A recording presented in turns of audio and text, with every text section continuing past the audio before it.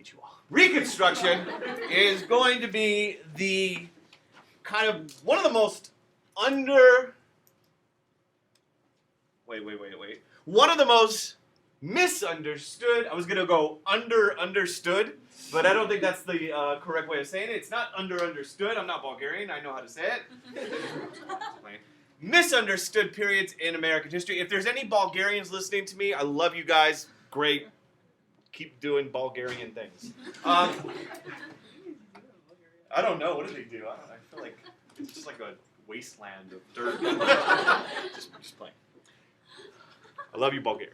So, Reconstruction is actually one of the most misunderstood periods in American history. Everyone kind of knows, you know about the Civil War, you know about the Emancipation Proclamation, you know about the freeing of the slaves and stuff like that, you know about Lincoln getting shot and John Wilkes Booth.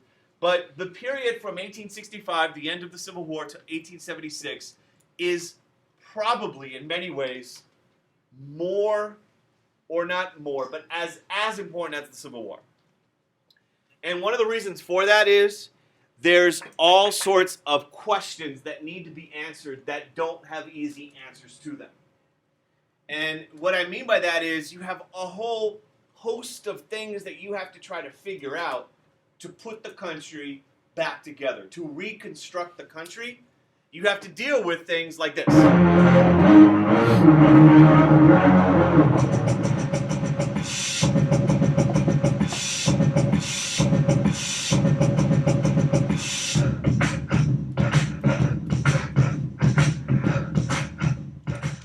For example, one, how do you bring back the South into the Union?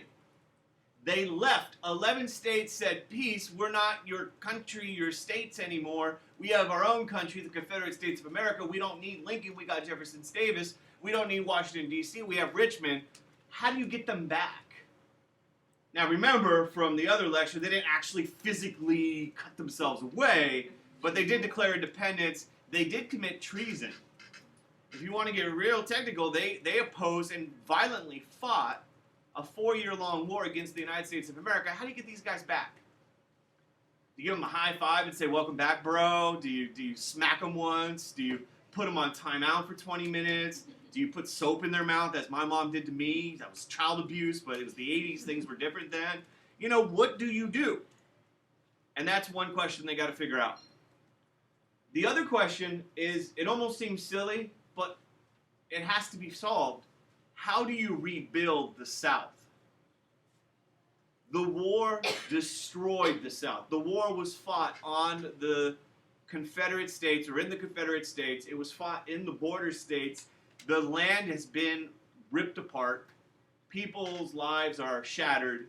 The economy is crushed. You can't just bring these states back because the economy is linked, right? The South and the North. They're different regions, but it's connected. They trade with one another. The roads, the railroads, all that stuff is a part of the economy. How are you going to bring that back? Another question, and perhaps the most difficult one, is how do we integrate and protect the newly emancipated black freedmen?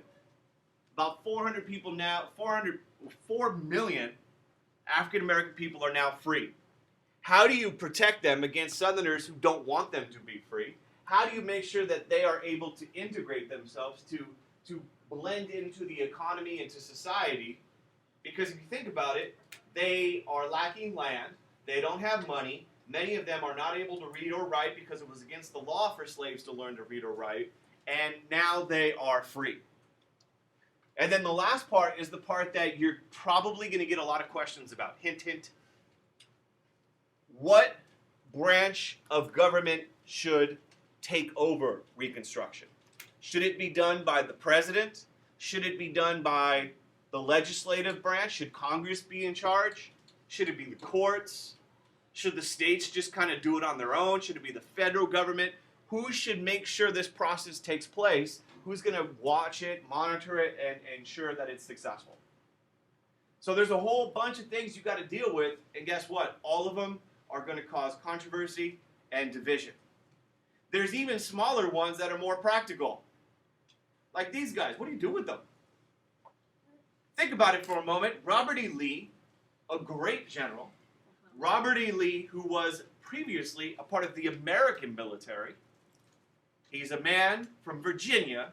What do you do with this guy? He committed treason. Do you tie him to a tree and shoot him? Do you hang him? Do you just do group therapy where you fall into each other's arms and learn to trust again? How do you solve this problem? Jefferson Davis, another guy, senator, I think from Mississippi, left the Union, became the president of the Confederacy. What do you do with them? Do they get charged with treason? What happens?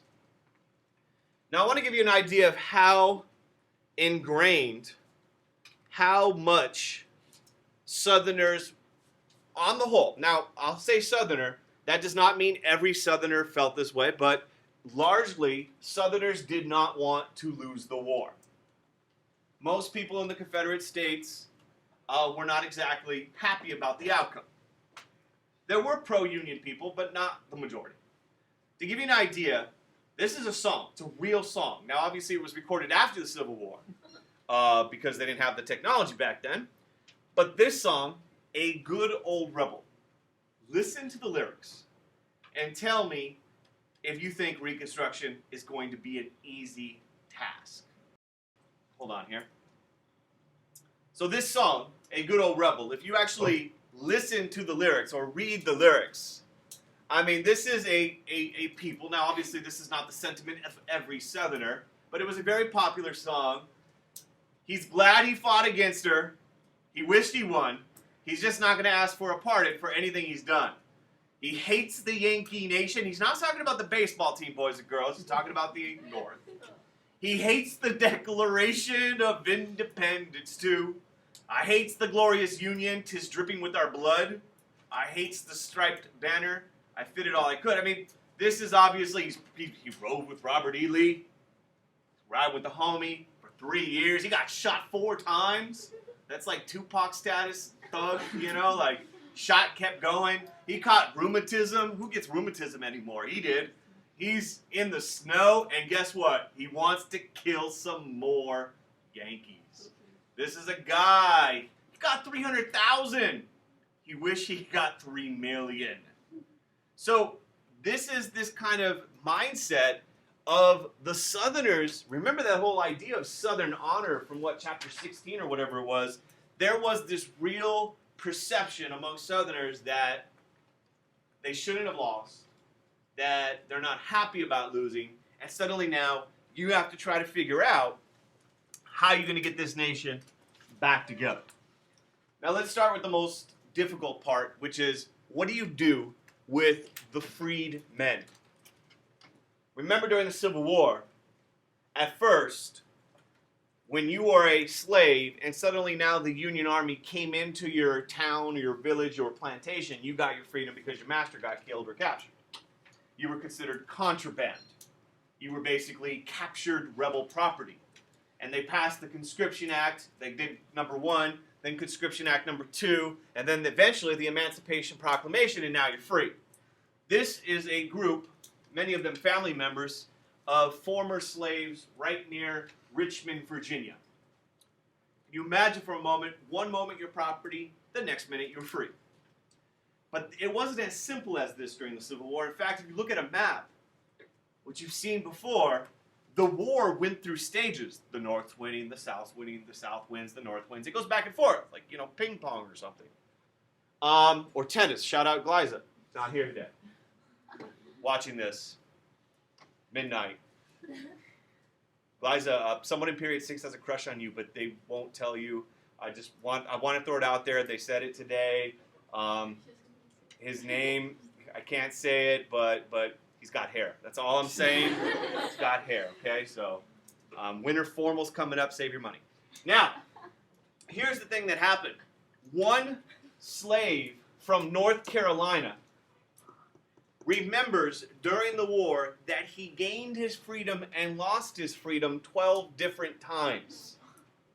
So, his master's gone. Suddenly now he's captured. Then he's free. Then he's captured again. Then he's free. Then he's captured again. This kind of thing happened over and over again. And suddenly now with the Emancipation Proclamation, the war's over, you're free, but you got problems. You would think that everything would be wonderful, right? Blue skies and birds flying and rainbows and Skittles flying from the clouds or something.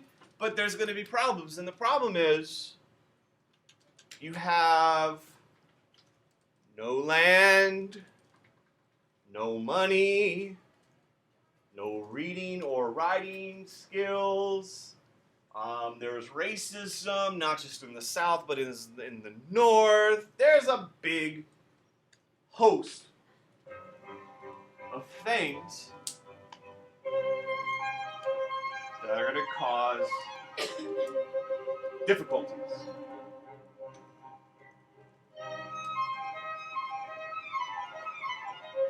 And this song, I don't know why it played, but I couldn't find a better one for that moment. So you're unskilled, you don't have property, and now you're free. Now, I mean, what do you do? Yeah, I'm free, what do I do? Oh yeah, this is fun. So you need something. And so one of the first things that is done, and this is actually done before the Civil War even ends, is Congress creates an organization.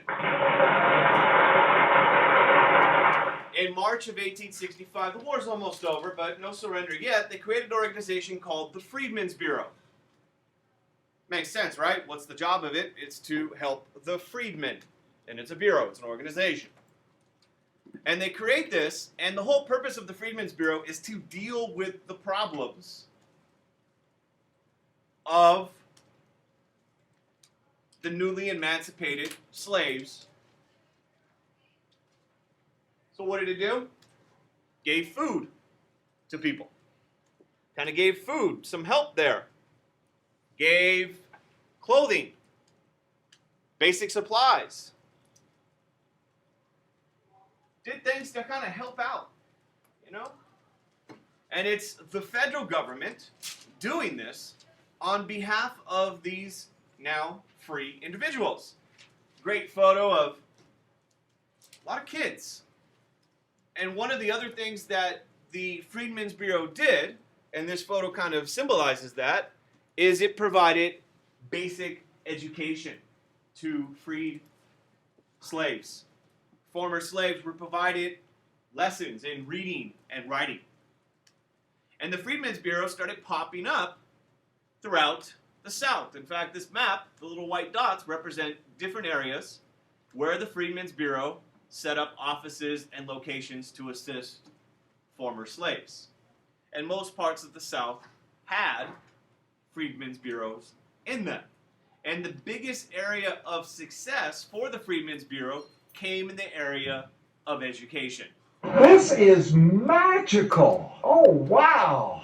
And about 200,000 African Americans were taught how to read under the Freedmen's Bureau's organization. Now, for those of you that said, happy ending, I love this. Doesn't work out that way in history too often. Usually, there's always something bad that happens, and it's like, oh, darn, shucks. Someone died. Well, we'll get there. The thing with the Freedmen's Bureau is, got the schools, right? There's a example of a typical Freedmen's Bureau school, one room, different desks, you know, those types of things. Probably nicer than our school, but still, you know, Freedmen's Bureau. Got the chimney at least when it's cold. Here's the problem. There's something missing here. Now notice what I said it does. Freedmen's Bureau provides food and clothing, basic education services, provides basic assistance. Anyone notice what it does not give African American people? Land or jobs.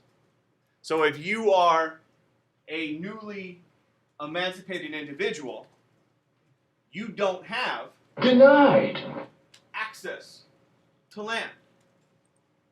You have actually no land, very little. There's a few rare examples, but for the most part, you don't have land. Now here's the kind of like little confusing thing that happens during the Civil War. So know about this. During Sherman's march through Georgia, General Sherman was on a march, and one of the things that was happening is as he went through different cities like Atlanta or whatnot, Savannah, he was followed by people who at one time were slaves. And what he ordered was something called Special Order Number 15. And basically what he said was, former slaves, you all are entitled to land 40 acres and a mule. A mule being necessary because that's kind of like your power tool back in the day. It does all the grunt work for you. And General Sherman gave land out. Now, where did he get the land from? Conquer. No, he's in Georgia. Georgia. Where did he get the land from? Southerners. Now, did he go up to a Southerner and say, here, look here, Jim. Jim. You're a Jim. You look like a Jim. Jim, I'm going to give your land to these wonderful people over here that you used to own. Are you good with that? You're just no, it doesn't happen that way. He's like, hey, Jim, you're in jail because you're a Confederate, and now here, land, take the land. So this process was happening without any legal precedent. It's not like Sherman was doing this on behalf of the government or that this was something that was legal, but if you are one of these individuals who are now newly emancipated, you're like, oh, this is sweet. Random fun fact number 1. Does anybody know who this is? Spike Lee. Okay, good. Spike Lee. No one knew in period 2. I guess they don't watch basketball. If you ever watch a Knicks game, there's usually this rather short African-American man named Spike Lee. Anybody know what Spike Lee does besides go to Knicks games and wear cool hats? It's a filmmaker. Does anybody know the name of his film company? 40 Acres and a Mule. Oh my God. If you're ever on Jeopardy, you should see this film. It's a good film. If you're on Netflix, Do the Right Thing, one of his first films. He's done a lot of films. Some are good. They're hit and miss. But if you look right here, a 40 Acres and a Mule film works. His production company is actually named after this kind of historical misunderstanding, historical false promise, whatever you want to call it, 40 Acres and a Mule film works. And that's where that expression comes from. Now make sure you know in your notes, this does not happen in reality.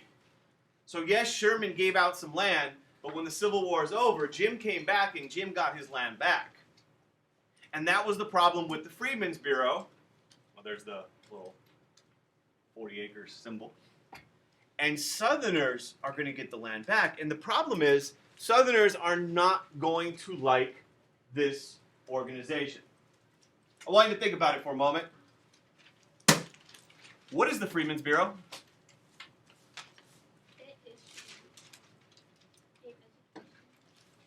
All right, I can go to what? Created by Congress, gave freedmen education, shelter, food. Okay. Cool. Good.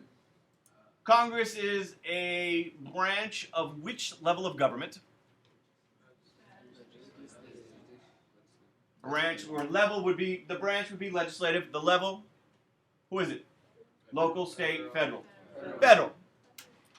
The federal government is helping who? In which area? The South.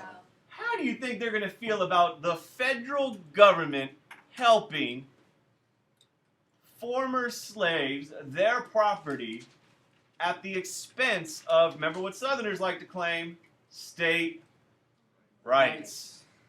This is not going to be something they're going to enjoy. In fact, many people who were in the North, many of them were abolitionists. For an abolitionist, this was like the next step, right? You have finally achieved freedom for slaves. You have achieved the thing that you have been working for.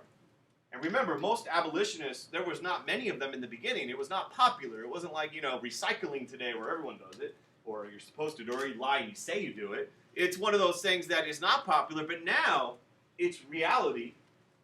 For those individuals, they go to the South and they are risking their lives. In fact, they were called carpetbaggers. And it's an interesting expression, like carpetbaggers. And basically they get the name because the Southerners kind of referred to these Northerners as these carpetbaggers because typically back then you didn't have your what is the you ever go somewhere and you see people with that fancy luggage? What is it called with the L and the V?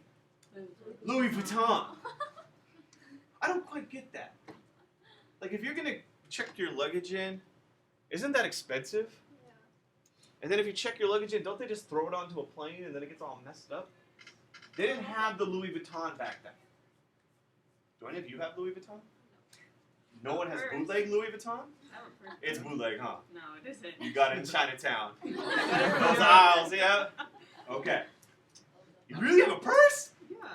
What, yesterday it was, I got 35 people at my house, in the pool with the waterfall, and yeah, okay. Yeah, seriously. The snake, my cobra. So, they didn't have the Louis Vuitton back then, so they took the carpet, right? It was like literally a piece of carpet. You put your junk in it, you fold it up, and boom, you go. So they got this name, and they were viewed as opportunistic. Oh, they're coming down here, these northern Yankees, and they're trying to disrupt our southern way of life, and they're trying to make a bunch of money, and they're from the government, and ooh, they were not liked.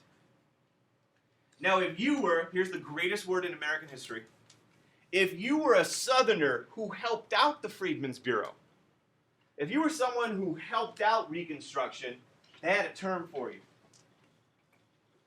Anyone know what it is? It's the greatest thing, term, expression. We don't use it anymore. I'm trying to bring it back right today, December, whatever the hell it is. 3rd?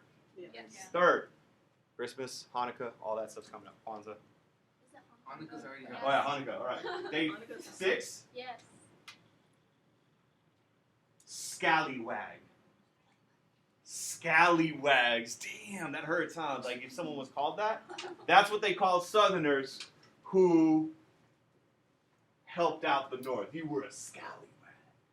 Now, I don't know where that term came from. I'm sure there's a good reason. You should look it up and tell me so I can seem smart. Next time you get into a fight with your boyfriend, girlfriend, say, you're just a scallywag and walk away. Just it'll blow their mind. They don't even know what you did. Did you insult them? Did you compliment them? They won't know. So you have the scallywags. Now, it gets a lot more serious, though, than this, because it's not just calling them carpetbaggers and scallywags. This was the perception. Want to take a moment. Raise your hand. What do you notice about this? This is, I'll just show you what it is. And anybody?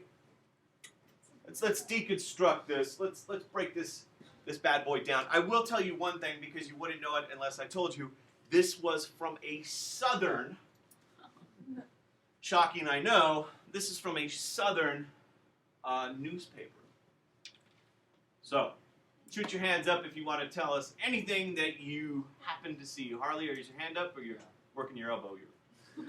Okay, Harley. Caricature of a stereotypical black slave, showing them to be lazy, and the white person is over there. I can't see. I think he's like chopping wood or something. Yeah? He's working on. Not to.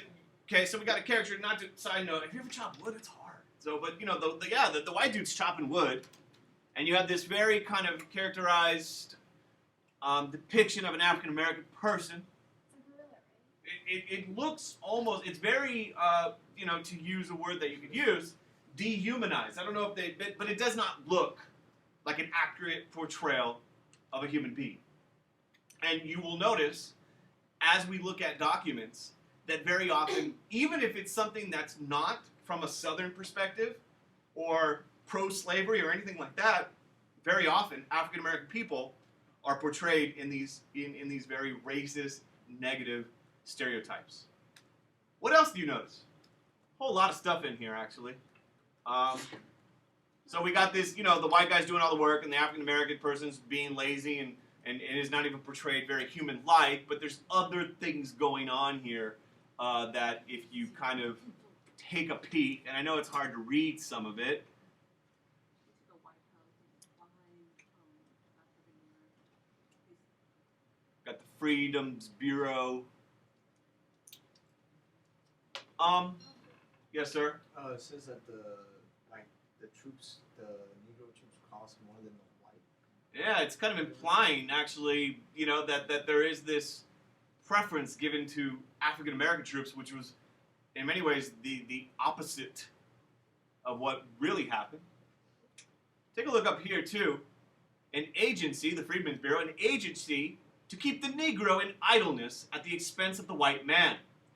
Twice vetoed by the president and made a law by Congress. Support Congress and you support the Negro. Sustain the president and you protect the white man. Whose side do you think they want you to support, president or Congress? President. Right. What, do you mean to tell me that people were not interested in supporting, in the words of the political cartoon, support the Negro? There is a tremendous racism here. And one of the things you will notice is, for Southerners, they viewed the Freedmen's Bureau as an instrument of the federal government, Congress, to somehow benefit African Americans at the expense of the poor souls of the South, who have already suffered a tremendously difficult period in their lives. The other thing I want you to notice by looking at this cartoon, and you wouldn't notice it yet, or you really wouldn't kind of see the significance yet, but since you all like to write this in your essays, remember the word you all liked? You love to foreshadow things. You'd be very proud. They're very English-like when they write. Everything's foreshadowing some event. This cartoon actually reveals that there is going to be a major conflict between the President of the United States and Congress. And Congress, you'll see in just a few moments, is going to support the Freedmen's Bureau, and the President is going to oppose it. But we'll get to it in just a moment. Andrew Johnson. Okay. Now, big idea here. The white South resented the Freedmen's Bureau because it was seen as an instrument of the federal government to somehow ruin, interfere, disrupt Southern society more than it already has been. And for those of you that are sitting there going, oh, so they don't like it, so what do? They shake their fist really violently? Do they spit on the ground and go, hell no? Like, what happens? It gets real serious. One of the things that you are going to learn about on Thursday is the formation of a secret, we didn't use this word back then, but today I think it would be appropriate, a secret terrorist organization, an organization that was operating throughout the South with its goal to strike fear in the communities, especially the black community, but also whites who were trying to help out, including those so-called carpetbaggers, that organization, of course, being the Ku Klux Klan. So this Reconstruction is going to be a difficult, very difficult period. Now, here, yes, sir. How do you know when Reconstruction is over? What flagship moment happens? The election, you want to end it soon, don't you? Oh, gracias. The Reconstruction ends with the election of 1876. A man that looks like a human walrus will win the presidency, Rutherford B. Hayes. Yes, someone called their child Rutherford. Horrible. One of the greatest civil rights abuses of our time. Rutherford will be elected, and you'll see how that plays a role in 1876. Now, the moment you've been waiting for. Who's going to do it because Lincoln's dead?